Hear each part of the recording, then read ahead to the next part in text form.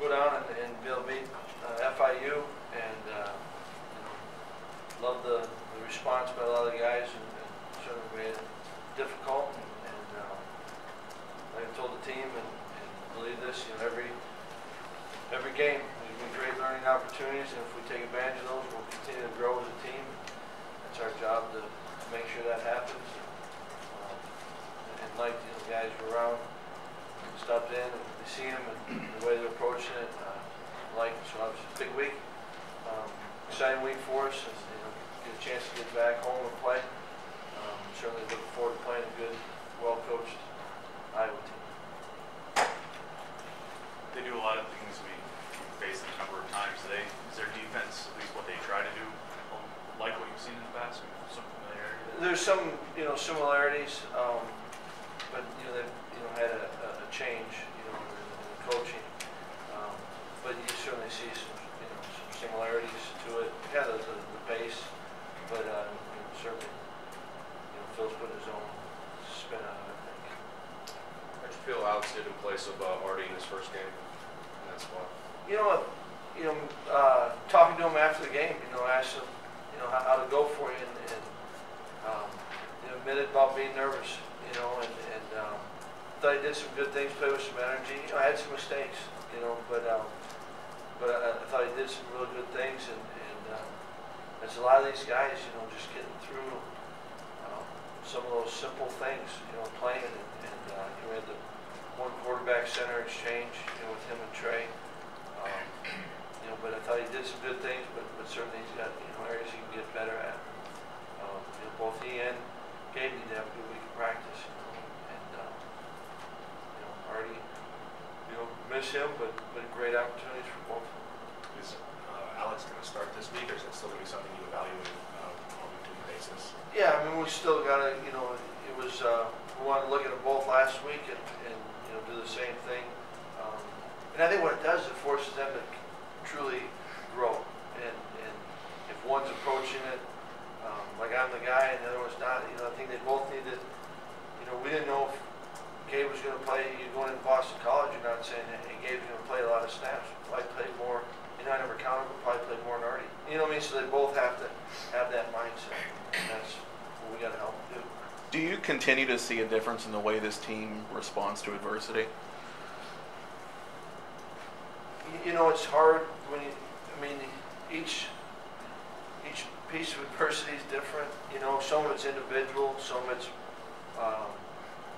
one side of the ball or the other, and you can't compare it to a team last year because it's a different group of guys. We're at different spots, so you just kind of I appreciate the way they respond. They better respond because we self-inflicted it too. But it's the group I like being around. And we just got to keep coaches, players. We just got to keep growing, keep getting better. Paul, you've obviously done incredibly well on the ground. How important is it for you at some point to establish some kind of consistent passing game? I think those are important things. You want to be a balanced offense, because there's going to be games where you're going to need to be able to run the ball to win, and there's going to be games where you need to throw the ball to win. And so you want to be able to trust that and go with it. And I thought that, we've had our moments, been some good things, and then, for different reasons, it hasn't been as consistent as we'd like, and you got to address that, and you got to work on it, and certainly appreciate being able to run the football. We had to do a better job there. The numbers are better, but yeah, we can be a lot better there, and so that's the great thing. That's the great world we get to live in. Just keep grinding and keep getting better. You say get better, but when you look at the numbers are so impressive. How in the running game can you get better when you're already? Yeah, the numbers are misleading on a lot of things. We can be cleaner. You can be on a guy, or you can be on an edge of a guy. You can. We can do a better job with the receivers blocking. We can do a better job. Certainly. Getting to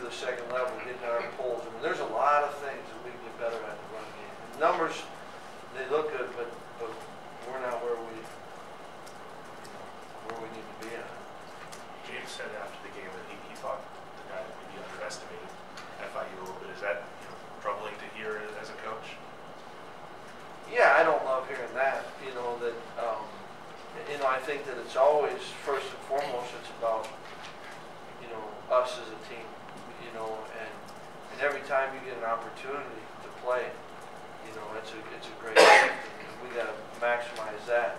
If he said it, you know, I believe him, you know, and I got to do a better job of making sure guys see, you know, the reality of everything. But, you know, if he said it, I believe him. Paul, right before you put Trey into the game, it looked like you weren't happy on the sidelines. There was something that Chad did. Was there something that happened that made you make that move? You know, it was, no, I mean, I thought that he wasn't, it was hard, it was a hard game. He never got into a great rhythm. And there were some things I thought that we could be doing to help himself get a rhythm. And I love the way that he competes, and especially when it got, that's not easy, you know, first pass and he takes a shot, and, you know, you want to, and then you get down, and you want to make things happen. And yet I think there's times you got to be able to just take what the defense gives you. And it was just more, I thought that he just needed to just sit back, see the game, and realize it's just the game. You know what I mean? You don't have to make it more than it is. Thought he did some real good things, you know, but I think also wanted to get, you know, Trey some meaningful snaps going in. But there wasn't a great moment in the first half, certainly, to do that. But it was, you know, I love the way that he's approaching stuff. And he's not where, you know, Chad's not where we want to be, you know, but I love the way he's approaching it. And I thought it would be important for me just to step back and look and see that it's, you know, don't make more of it than it is, and yet you know, you obviously appreciate what it is. So the plan there was to keep him out for one series? Yeah, no just matter told him what right there, happened? just one, yeah, it was just a one series. Once you just step back and take a look at it.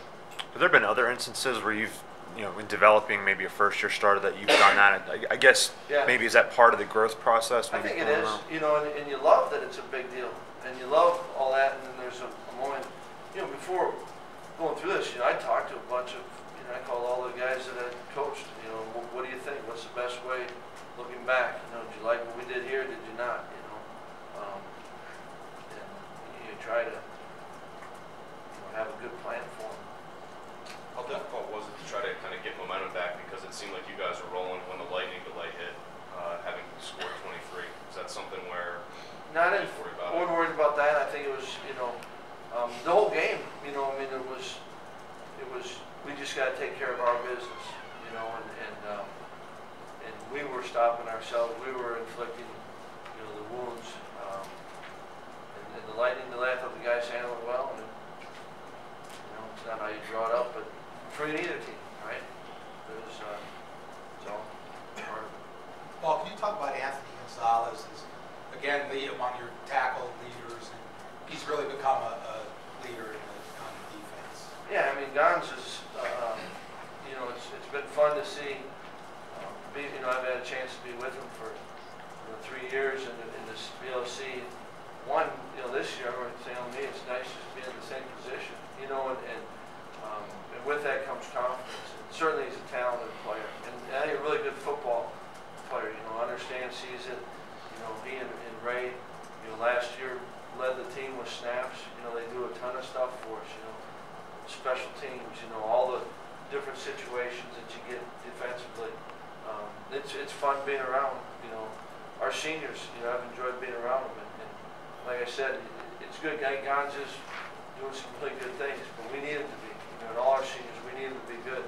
It's not a big class, but they've got to play their best football, and I think, you know, none of those seniors are playing perfect, but they're leading it the right way. You must know Iowa, that program, very well from your time in the Big Ten. Are there certain characteristics of a Kirk Ferentz team that you can count on year to year? Yeah, I think, you know, got obviously a tremendous amount of respect for Coach Ferentz, and you know, it is going to be a well-coached team. You know, he believes in, you know, physical, you know, offense, physical defense. You know, it's always going to be a challenge. I'm excited for our guys to play. You know, it's going to be it'll be a good atmosphere. It'll be a good physical game. You know, and we've got to rise up opportunity for him. But, you know, the amount of success that he's had for a long time, you know, there's a lot of programs across the country trying to do that. What makes them so good stopping the run? I think it's, you know, you got good players and a good scheme. That's always, you know, I think a key part of it. You know, you've got to work to get yards on you, you know, and it's a sound defense, and they've got good players. You know, you're not, whatever you get, you learn. You know, and that's what's always it's fun to play them that way because nothing will be given. David Durham was a late scratch for last week. Rory Blair came in and played terrific. How's David doing this week? You know, Dave ended up, we'll find out, we'll kind of see this week. I think he'll be you know, today he won't do anything. We'll see where he's at. Hopefully it's nothing long term. You know, I don't believe it is. And I thought that Rory and a couple of guys, even, you know, Devin Cook ended up getting 9 snaps. We got a sack. Rory was active. You know, I thought the ends did, you know, Shaq did some good things, but hopefully, you know, we'll get Dave back. We ended up just not taking him on the trip just so he can get some extra rehab. And so hopefully he'll be back sooner than later. How's Rory done on, I mean, he's a little bit undersized. How's he done on, like, with your base defense when he's facing more rushing and some of those early down situations? You know, he's done a pretty good job. Rory plays with a lot of energy, you know, and he's still learning a lot, you know.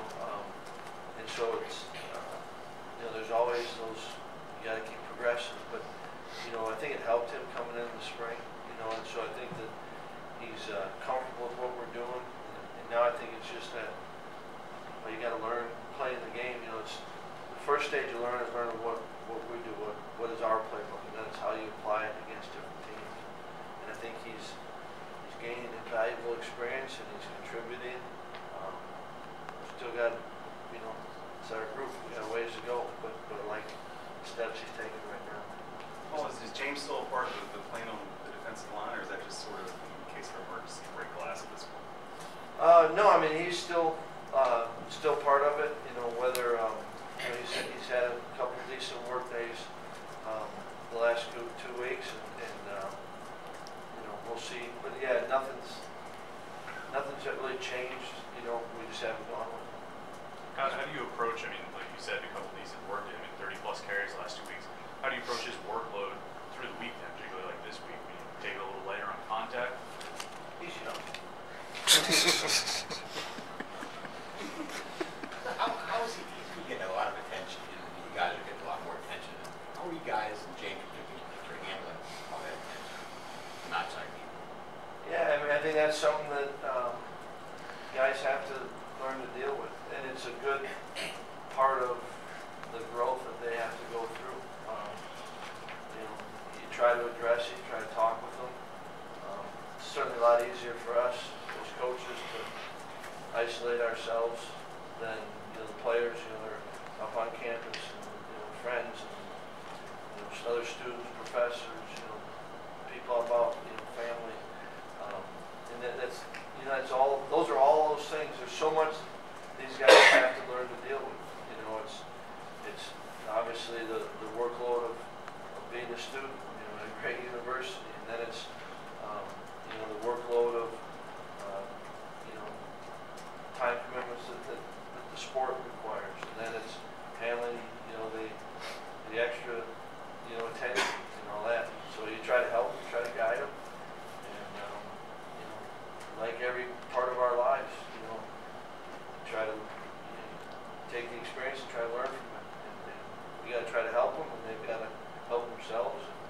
And I'm glad, you know, I think guys, when they come, you know, and we talk about that all the time, why you come to the pit, you know, it's playing, you know, games like we get an opportunity to play in here. It's, you know, you got a chance, you know, if you do stuff, you can be recognized, and you got to learn how to deal with it. You know, it's a good part of the whole educational process. What's your message when you face to face? Do you tell them? I seldom tell you anything that I tell these guys face to face. You know what I mean? It's, yeah. I mean, and it's, each guy's different.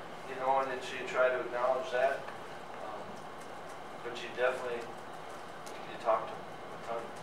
The running game and the offense are getting a lot of attention, nationally, but you see BC put up a lot of points against the top 10 opponent. You see the defense pretty much shut it down after the first quarter against FIU. What's been your overall impression on how they're progressing? You know, I think we are, you know, making progress in certain areas, you know, and I think there's areas that we've got to keep cleaning up. And I think that, I know it sounds like a broken record, but you know, this team, we're doing some good stuff, and you appreciate, love the way the guys are working, but every area, you know, offense, defense, special teams, we've got a lot of things that we've got to, we can get better at, and that's what's kind of exciting about this group. And they want to be, you know, that's the one thing with this group will work, and they want to be really good. This is the first time any of these guys have started the season 3-0. I mean, do you feel like even though Saturday's game might not have been perfect, you feel like that resonates with them to come this for the first time? You know, that'd be a good one to ask Ray. You know, Daryl's back here. He can talk about it. But, you know, I think those are all, you know, it's kind of like we were talking about earlier with, you know, the attention. You know, you've got to deal with it. And you appreciate, you got to appreciate the fact that you go every weekend, you get a chance to compete. And you want to come out, score one more point than the opponent. And it comes in different ways. And when they do that, especially as a team, like these games, we've needed everyone, you know, all phases of the game to win. Those feel good. And yet I think you got to keep that balance of feeling good and appreciative. It's hard to win games, and you're thankful, but then